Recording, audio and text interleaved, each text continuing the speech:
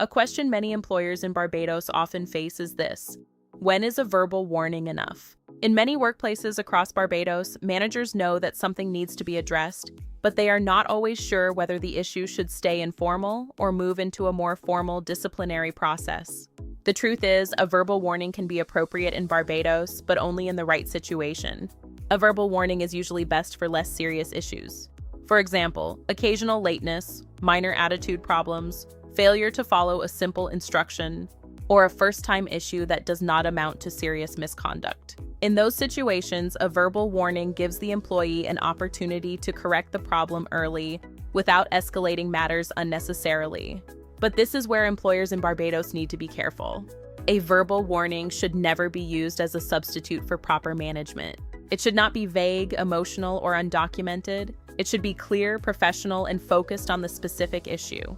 The employee should understand what the problem is, why it matters, what improvement is expected, and what may happen if the issue continues. That is what makes the warning meaningful. A common mistake in Barbados workplaces is when a manager says, "I already spoke to them," but there is no real record, no clarity, and no consistency. Later, when the issue continues, the business is left trying to prove that the employee was actually warned.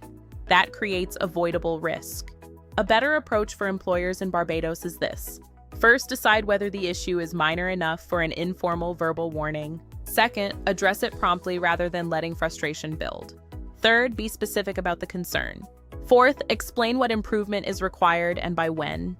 And fifth, keep a brief note for your records, even if the warning is informal. That last point matters more than many people realize in Barbados. Because if the matter later becomes more serious, your notes help show that the employee was spoken to and given a fair chance to improve. Of course, not every issue should stay at verbal warning level. If the conduct is serious, repeated, or clearly damaging to the workplace, employers in Barbados may need to move beyond an informal warning and deal with the matter more formally.